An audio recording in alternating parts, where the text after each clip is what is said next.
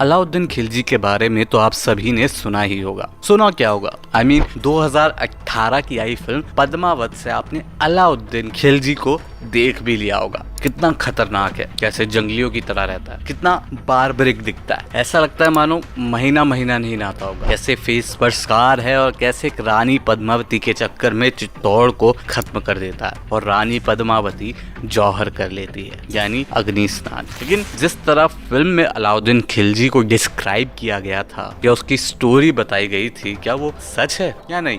कितनी historical accuracy है film में। आइए आज की इस वीडियो में अलाउद्दीन खिलजी की सच्चाई जानने की कोशिश करते हैं।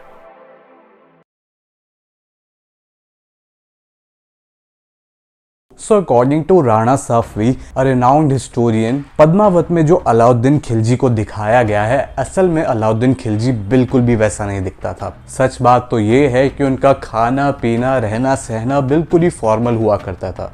इसके अलावा अलाउद्दीन के खास अमीर खुसरो की राइटिंग्स में भी अलाउद्दीन के बारे में ऐसा कोई डिस्क्रिप्शन नहीं मिलता कि वो ऐसा वाइल्ड दिखता था with an organised hair and जंगली रहन सहन था उसका, ऐसा कुछ भी नहीं है। पद्मावत में खिलजी को सिर्फ एज अ विलन रिप्रेजेंट करने के लिए और रतन सेन को हीरो रिप्रेजेंट करने के लिए ये लुक दिया गया था। अकॉर्डिंग टू साफवी, खिलजी को पता था कि वो एक क्रूर शासक है, पर वो औरत के पीछे भागने वाला या औरत के लिए जंग लड़ने वाला शासक बिल्कुल भी नहीं था। वो बस अपने किंगडम को एक्सपैंड करने में इंटरेस्टेड था। सिकंदर सानी यानी सेकेंड अलेक्जेंडर, खिलजी ने अपने आप को ये टाइटल दिया था क्योंकि अलेक्जेंडर की तरह ही वो अपना एम्पायर काफ़ी बड़ा करना चाहता था एंड दुनिया का महान शासक बनना चाहता था सिकंदर की तरह।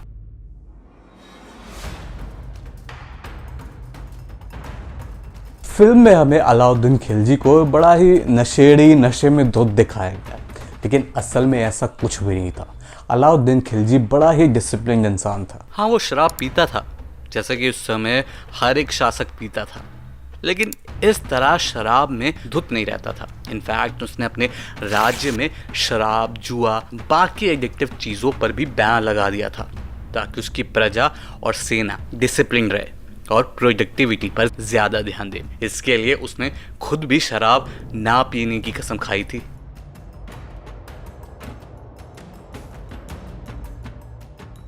इस टॉपिक को लेकर बहुत से लोगों में कंफ्यूजन है, प्लस बहुत से लोग इसके बारे में जानना चाहते हैं। तो मैं बता दूं कि मलिक कफूर एक किन्नर गुलाम था जिसे खरीदा गया था अलाउद्दीन खिलजी के द्वारा। जैसा कि हिस्ट्री में लिखा हुआ है कि मलिक कफूर ने अलाउद्दीन के लिए कई सारे सैनिक अभियान जीते थे, जिसकी वजह से मलिक कफूर खिलजी की सेना का प्रधान सेनापति बना था। लेकिन खिलजी और कफूर में सेक्सुअल रिलेशनशिप थी या नहीं, इसको लेकर हिस्टोरियंस में काफ़ी मतभेद है, क्योंकि कहीं पर कुछ लिखा गया है तो कहीं पर कुछ। कई हिस्टोरियंस मानते हैं कि हाँ, उनके बीच में सेक्सुअल रिलेशनशिप था, तो वही कहीं मानते हैं कि नहीं था। वो इतनी जल्दी एक गुलाम से सेनापति बना दिया गया था अलाउद्दीन खिलजी के द्वारा कि ये अफवाह हर जगह उड़ने लगी थी कि अलाउद्दीन खिलजी और मलिक कफूर में सेक्सुअल रिलेशनशिप है। हालांकि इसका हिस्ट्री में कहीं पर भी कोई सबूत नहीं मिलता कि सच में उनके बीच कोई सेक्सुअल रिलेशनशिप था या नहीं। आपको क्या लगता है? अपने जवाब कमेंट सेक्शन में ज़रूर लिखना।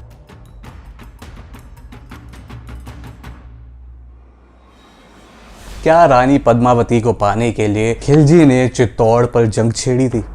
इस सवाल का जवाब देने से पहले अलाउद्दीन के खास कवि इतिहासकार अमीर खुसरो ने जो लिखा है वो मैं ज़रा पढ़कर सुनाना चाहूँगा। On the day the yellow faced ray, यहाँ पर राय का मतलब है राजा Rawal Ratan Singh, sought refuge in the red canopy from the fear of the green swords. The great emperor was still crimson with rage, but when he saw the vegetarian Rai trembling with fear like the trampled and withered grass under the imperial tent, though the Rai was a rebel, yet the breeze of royal mercy did not allow any hot wind to blow upon him. इसका Hindi translation ये है कि उस दिन जब पीले चेहरे वाला राय यानी राजा रावल रतन सिंह ने हरी तलवारों के डर से लाल छतरी के नीचे शरण ली, महान सम्राट अभी भी गुस्से से लाल थे। महान सम्राट यानी अलाउद्दीन खिलजी। लेकिन जब उन्होंने शाकाहारी राय को डर के मारे कांपते हुए देखा, जैसे शाही तंबू के नीचे कुचले और सूखे घास की तरह, हालांकि राय एक विद्रोही था, फिर भी शाही दया की हवा ने कोई गर्म झोंका उस पर पड़ने नहीं दिया। साथ ही खुसरो ने यह भी क्लेम किया था कि जब सीज खत्म हो गई तो खिलजी ने रॉयल फैमिली को तो बख्श दिया था, लेकिन 30,000 चित्तौड़ के हिंदुओं की जान ले ली थी।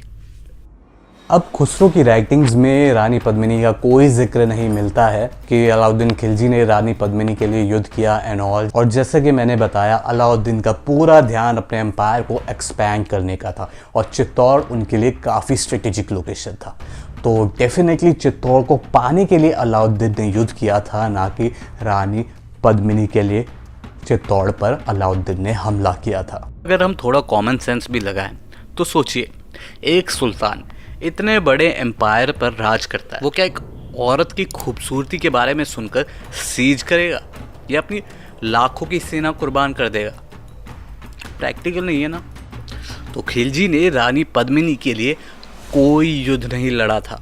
इनफैक्ट रानी पद्मिनी का जो सबसे पहला जिक्र मिलता है वो है मोहम्मद जयासी की पोयम में, जो कि उन्होंने शेर शाह सूरी के समय पर लिखी थी, यानी 1540 में, जबकि खिलजी तो खुद 1316 में मर चुका था। तो इंटरनेट पर आपको जहाँ पर भी ये दिखाया जाता है कि रानी पद्मिनी ने यहाँ पर जौहर किया था, वहाँ पर जौहर किया था, या फिर अलाउद्दीन खिलजी ने इस शीशे से रानी पद्मिनी को देखा था या उस शीशे से देखा था, वो सब कुछ नहीं है, वो सब झूठ है।